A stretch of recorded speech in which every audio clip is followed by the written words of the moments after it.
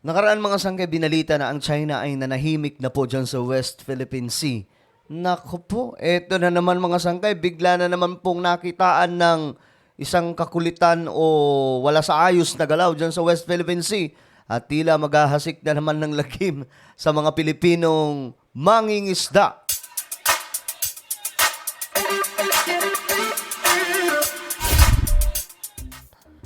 Hello, what's up? Guys, kamusta po kayong lahat? Ito na naman po tayo. Pag-uusapan na naman po natin itong mga Chinese na makukulit. Ngayon kasi mga sangkay, mayroon pong balita na mayroon na naman pong ginawa di umano itong mga Chinese sa ating teritoryo. At nakaraan mga sangkay, napag-usapan po natin dito at nailabas nga po ng media na ang resupply mission ng ating otoridad dyan sa West Philippine Sea ay naging matagumpay. Maayos na maayos mga sangkay, pero eto na naman po tayo. Back to normal na naman po itong China. Ito po yung balita mga sangkay.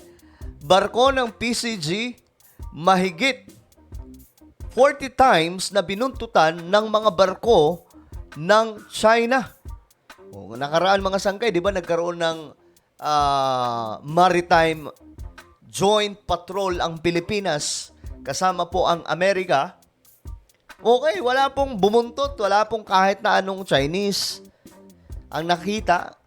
Pero ngayon, mga sangkay, ewan ko ba ano naman po ang nangyari. Muling nakaranas ng pangaharas ang barko ng Philippine Coast Guard na nagsasagawa ng maritime patrol sa Baho de Masinloc. Sa loob ng 7 na araw na nagpapatrolya ng BRP Teresa Magbanwa, mahigit 40 beses itong binuntutan ng mga barko ng China Coast Guard. Grabe. Nakatutok si June Veneracion. Okay, so back to the ball game na naman po tayo. Ito na naman, makikipagpatintero na naman po sa China. Okay, bago natin panoorin yan guys, sa mga hindi pa po nakakapag-subscribe dito sa ating channel, paki-subscribe po. Ayan, makikita nyo po yung subscribe button sa ibaba. Hanapin nyo na lamang mga sangkay, tapos i-click nyo yung bell at i-click nyo po yung all. At kung kayo naman po ay nanonood sa Facebook, huwag nyo pong kalilimutan na i-follow ang ating Facebook page. Okay, tuloy natin to. Halos dumikit na sa nguso ng BRP Teresa Magbanwa ng Philippine Coast Guard ang isang barko ng China Coast Guard. Sa isa pang video, tila walang galawan ang dalawang barko at naghihintayan kung sino ang unang gagalaw palayo. Loko-loko no? Grabe talaga tong China. Nagpahinga lang saglit, tapos eto na naman. Isa lang yan sa ilang na-monitor ng PCG sa 9 na araw na maritime patrol sa Baho de Masinloc mula noong February 1 na layong tiyaking ligtas ang mga mangisdang Pinoy. Pero sa mahigit 1 linggong pagbabantay roon, mahigit 40 beses daw sinunda ng ating barko ng 4 na China Coast Guard vessels na 3105, 3302, 3063 at 3064. 4 na beses din daw na nagsagawa ang mga barko ng China ng mapanganib na pagmaniobra at pagharang sa barko ng PCG. Dami, no? Ewan ko ba, kailan ba titigil tong China? Parang na po talaga sila kung gusto nila, pati na rin po yung Pilipinas, baka trip din nilang yung mismong, ay nako mga sangkay, pasok po yan. Yung nakikita nyo, pasok po yan sa exclusive economic zone ng ating bansa. At ayaw po tigilan ng mga Chinese. Ewan ko ba? Pinakamalapit na distansya raw ay mahigit 170 meters. Tumawid pa raw sa harapan ng BRP Teresa Magbanwa ang mga CCG vessels. Ayon sa PCG, labag ito sa Convention on the International Regulations for Preventing Collisions at Sea. Nagradyo naman daw ang PCG vessels sa mga barko ng China para iparating na naaayon sa international law ang pagpunta doon ng ating barko. Wala pang bagong pahayag ang China kaugnay nito. Nako. Ayan. Alam niyo nga, abangan ko dyan, kapag ka maglabas na naman po ng impormasyon ng China, ang lalabas na naman po dyan, sasabihin na naman nila na Pilipinas ay mismo ang nangaharas sa China. Pilipinas mismo ang bumuntot, Pilipinas mismo ang muntikang mambangga ng barko. Ganyan po mambaliktad ang kwento yung mga lukulukong mga singkit na galing po doon sa China. Yan po yung ano nila yan eh. Yan po yung strategiya nila mga sangkay para po magmukha po silang matino pa rin sa international. Pero kahit ano naman po ang gawin nila tungkol dyan na pagmamaniubra dyan sa West Philippine Sea, lalabas pa rin po ang totoo. Nga sila nga po ay nambubuli dyan sa ating teritoryo.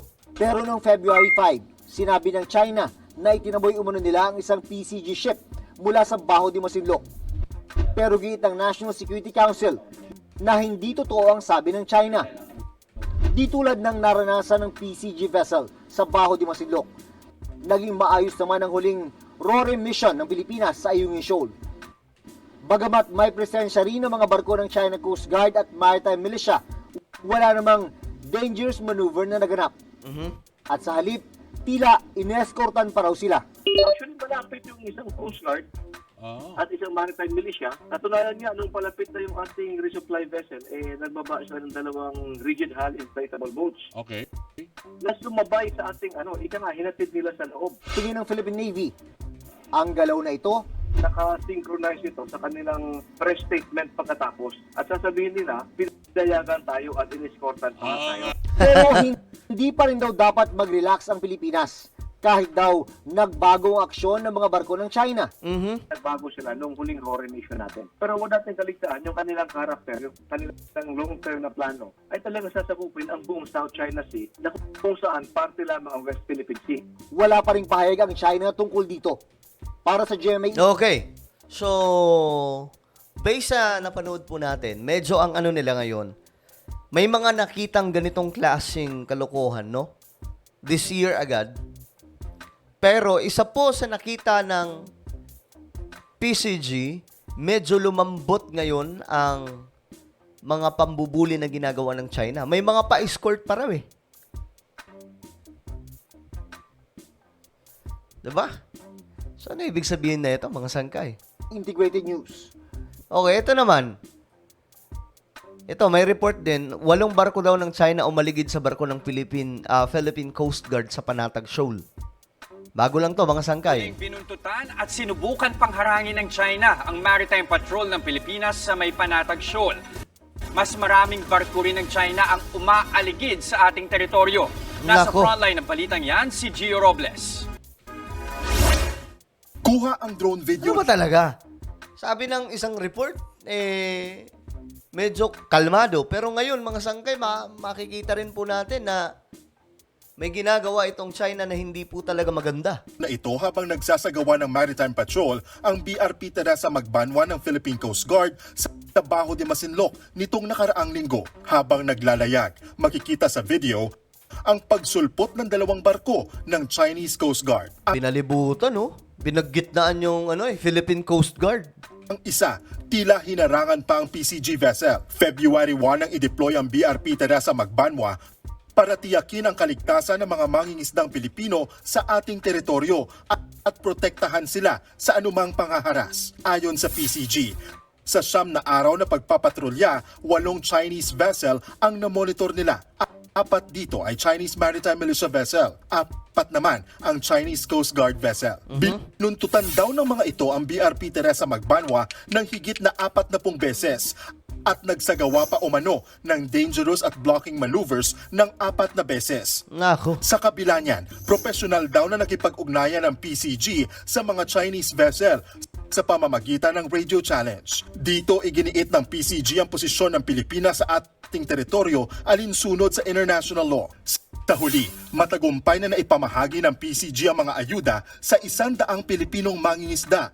Lula ng 14 na bangka sa Baho de Masinloc o mas kilala sa Panatag Shoal o Scarborough Shoal. Ayon kay PCG Maritime Security Advisor for West Philippine Sea Commodore J. Tariela, mapapadalas pa ang pagpapatrolya nila sa ating mga karagatan.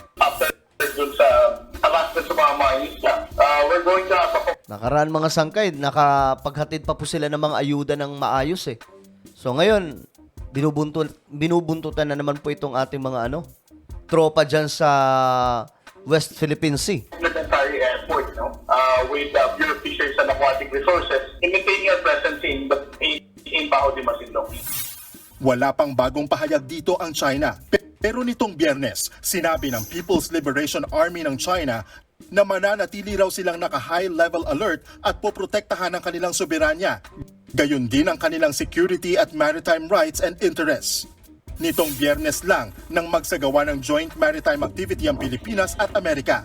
Sabay na naglayag ang BRP Gregorio del Pilar ng Philippine Navy at ang USS Gabriel Giffords ng US Navy sa West Philippine Sea.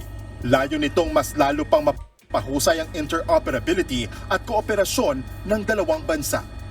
Nagbabalita Okay, so yan po ang nangyayari ngayon mga sangkay. Back to normal na naman po itong mga Chinese. Nanggugulo at nambubuli na naman po sa mga Pilipinong mangingisda at maging sa Philippine Coast Guard. Ewan ko ba kailan matatapos itong mga sangkay? So anong inyong opinion tungkol dito sa ginagawa ng China na naman sa ating mga kababayan dyan? Just comment down below. Now I invite you guys, please subscribe my YouTube channel, Sangkay Revelation. Hanapin niyo po ito sa YouTube, then click the subscribe, click the bell, and click all. Ako na po yung magpapaalam hanggang sa muli. This is me, Sangkay Janjan. Palagi niyo pong tatandaan that Jesus loves you. God bless everyone.